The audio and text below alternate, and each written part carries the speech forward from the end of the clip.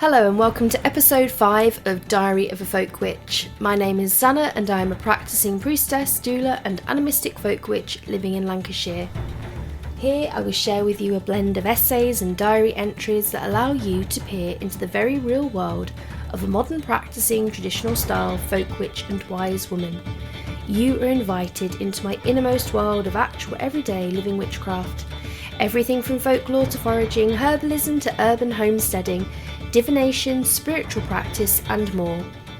I don't niche down here, you see it all, because I'm not just a witch when I'm performing workings, it's in every area of my life, and you get to share that with me. Diaries are supposed to be places where we document our deepest secrets, but I believe some secrets are worth sharing, so let me share my life with you.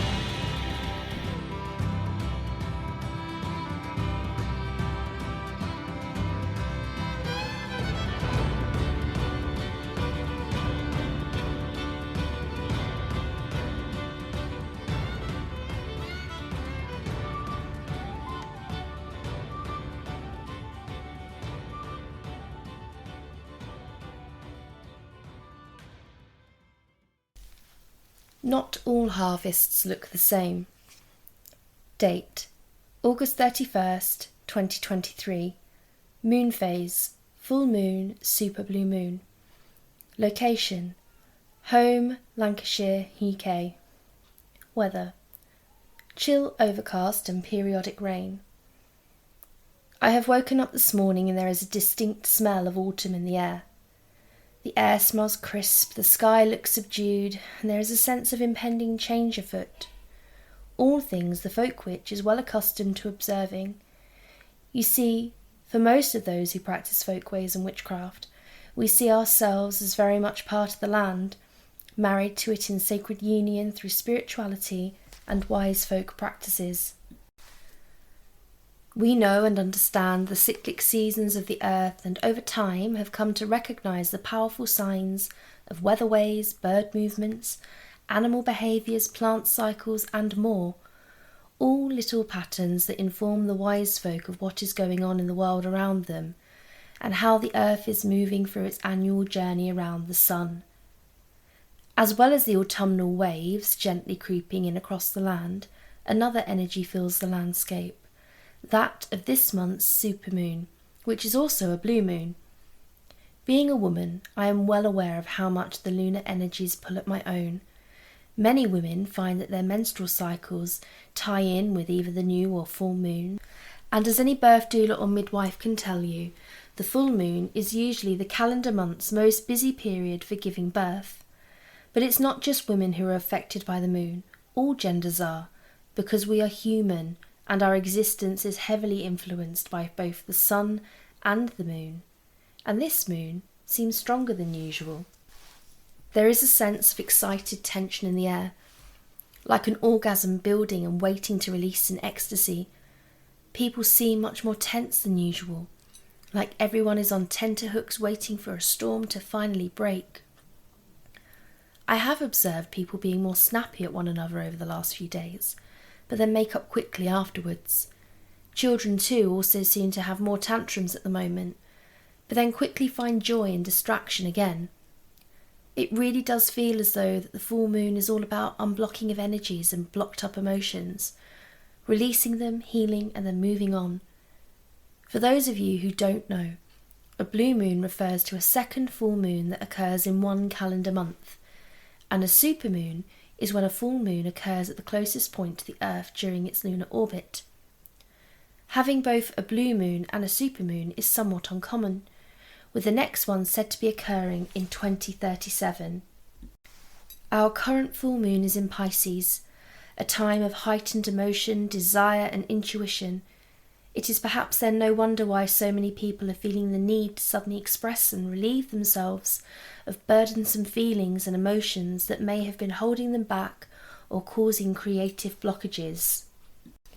With so many seemingly being drawn to release what no longer serves them, or express what it is they truly feel about something or someone, so too comes the time and space to reflect upon themselves as individuals, at least for those of whom who are brave enough to do so. because to truly reflect upon ourselves and our actions and desires can sometimes be a very emotive thing to do. Not everyone is ready or able to yet face and work through their own personal shadows. But what about me? What am I reflecting upon at the moment, during this blue supermoon period which seems so intent on birthing the autumn with it? Well, for me, I'm meditating upon harvests, more specifically personal annual harvests, the kind we all try to cultivate each year as we grow as individuals. And this is what I want to talk about today, namely that not all harvests look the same. The wheel is turning. Lunasa, the first harvest festival, has come and gone, and now the end of August sees many of us turn our eyes to the fast approaching September autumnal equinox, the second harvest festival before the neo-pagan Wheel of the Year completes its annual cycle and ends with Samhain. It is important to note that not all folk witches will identify as being pagan. I speak about this more in a few of my blogs, and where some, very well, may see paganism and Wicca as nature-based religions, in reality, its cousin folk witchcraft is not a religion. Rather, it's a practice that's non-denominational and can be worked alongside any spirituality and religion, from Druidry, Asatru and shamanism to Christianity and even other monotheistic faiths. With this in mind, although many witches and folk workers may not necessarily follow the neo-pagan Wheel of the Year, they may almost certainly still follow and acknowledge the seasons of the year. This is one thing we do share. For folk witches, the harvest season is a very busy and contemplative time of year.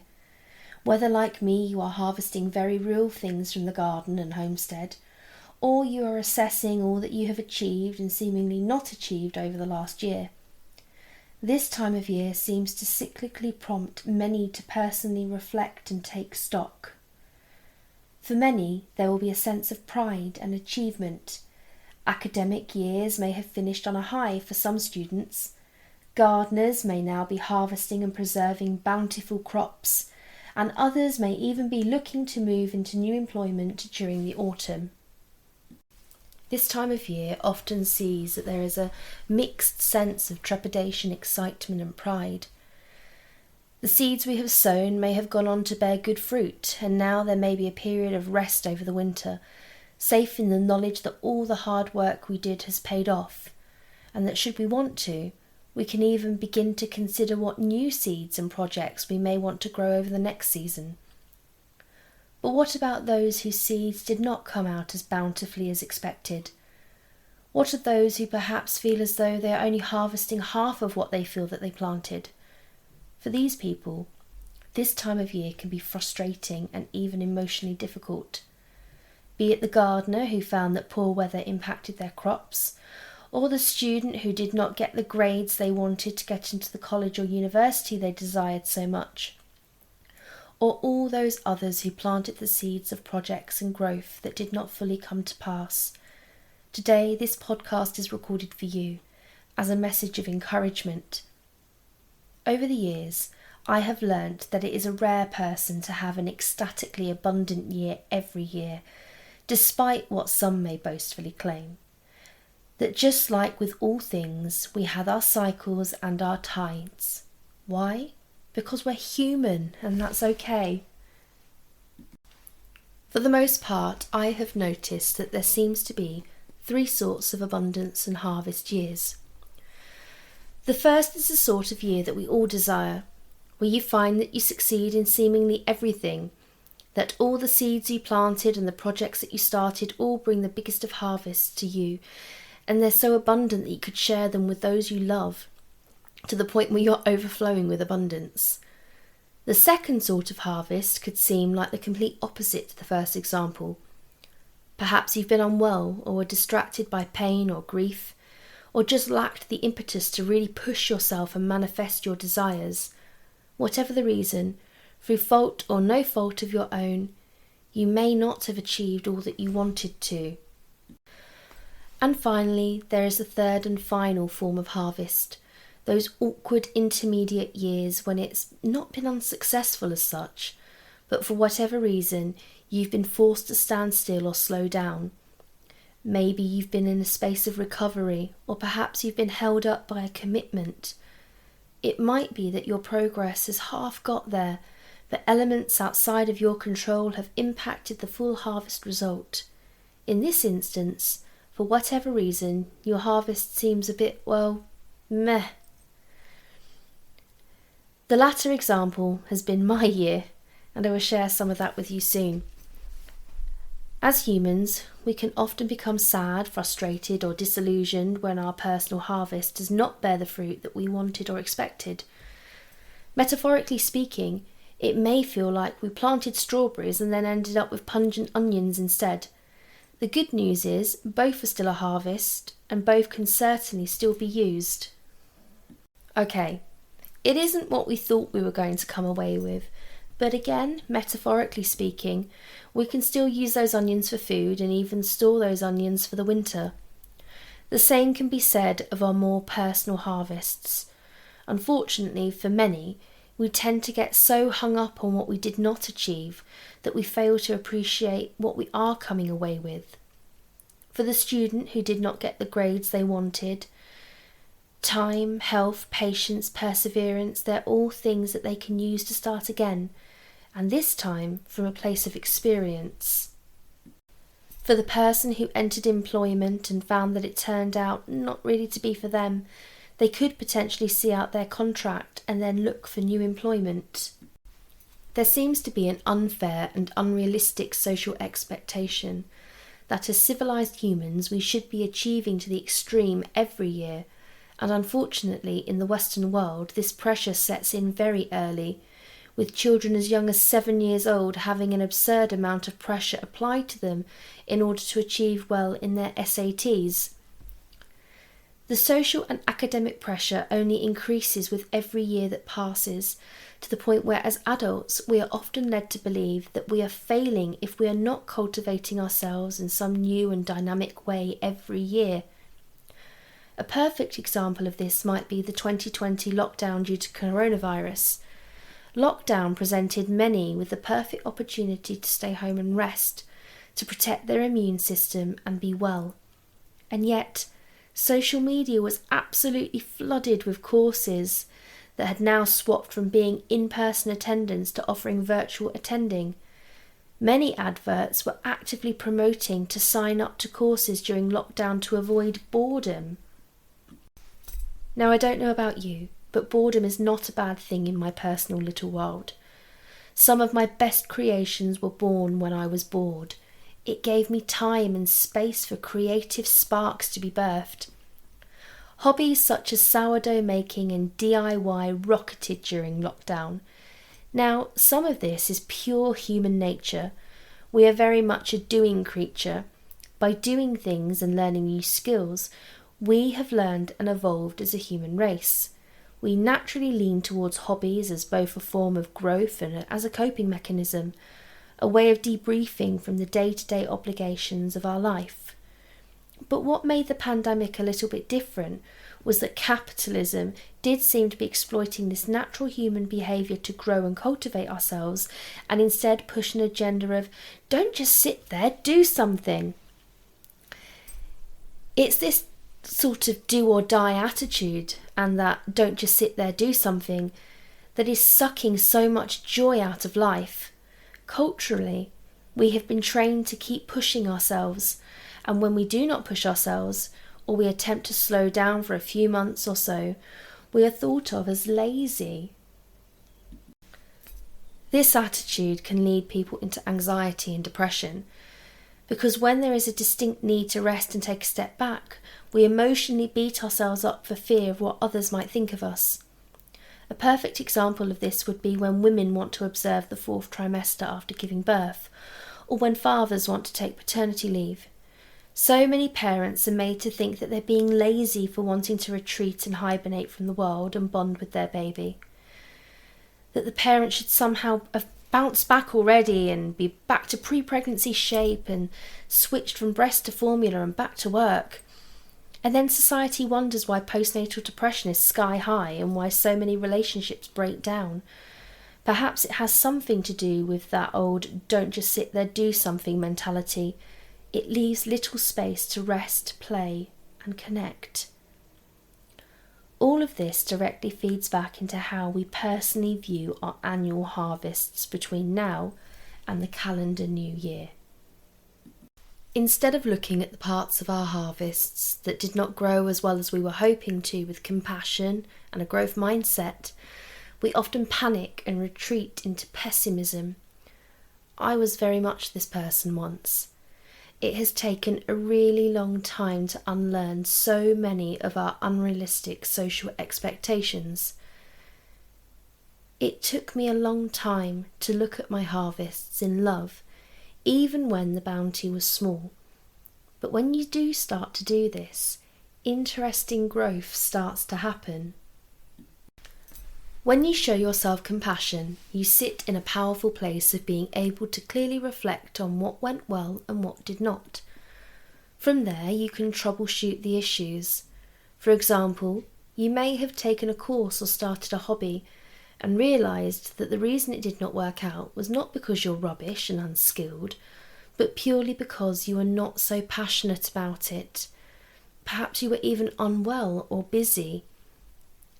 If you started the project and then found that actually you're not quite as passionate about it as you thought you might be, then that realisation is a gift. You can surrender the project safe in the knowledge that you tried and now you're moving on. Moving on is not a weakness or giving up. It means that you value your time enough to not waste it on the things that do not bring you joy. If you find that you are too busy to dedicate to the task, you can try and troubleshoot this and see if there's a way that you can make time to try again, or even surrender this project completely until such a time that you do have the time to do it. Again, this isn't a weakness either. You are prioritising. And if perhaps it was the case that you were too unwell to see the project through, or that you were grieving or had a big commitment, that's okay too. It also means that for that season, those were the things you needed to nurture, and that is far from a waste of time. As humans, we need to start reframing what success really is. We are a very cyclical animal. We follow the seasons of the year with our agriculture. Our body reacts to the moon's cycles because we are predominantly water. Our body's microbiome is so big that some have claimed that what makes us truly human is only 10% of our being.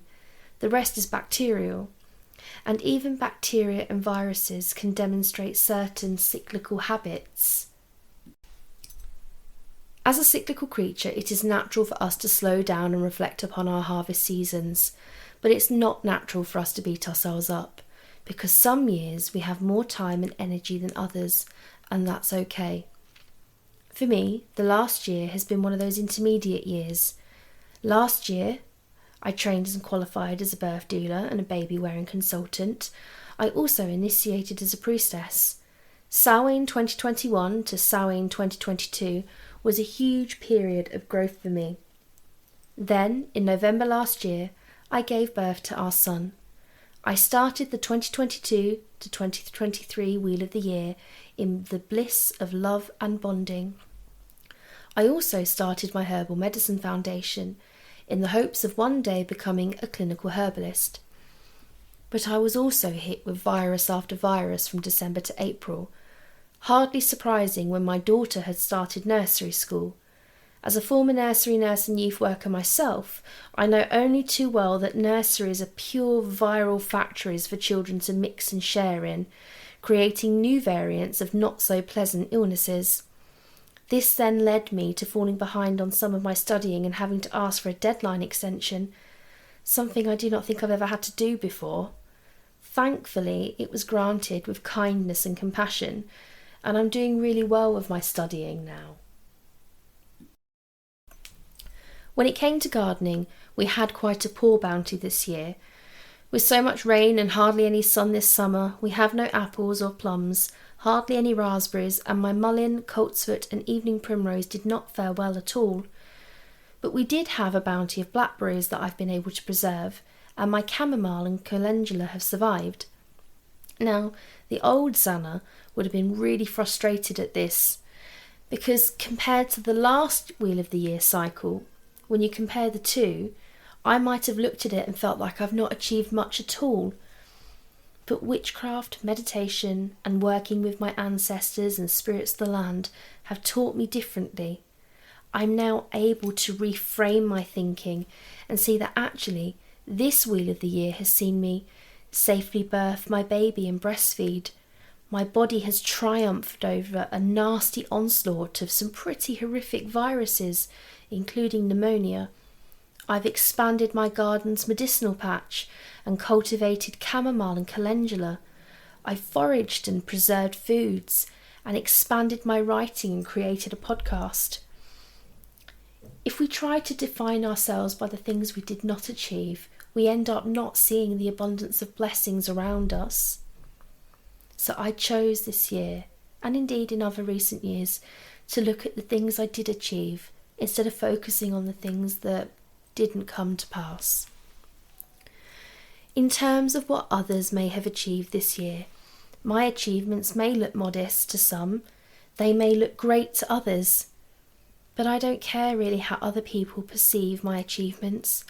I achieved those things, and I've achieved things that my ancestors could have only dreamed of, and I know that they're proud of me.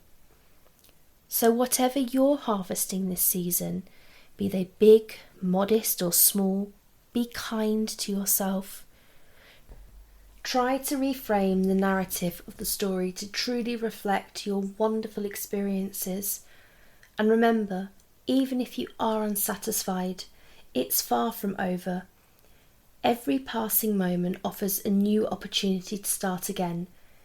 If a moment is around a minute long, and there are 1,440 minutes in a day, that is 1,440 opportunities to start again. Whatever it is you've harvested this year, or you plan to harvest next year, I hope it really is beautiful and appreciated. Through the time, mists, and distance between us, blessings from me to you.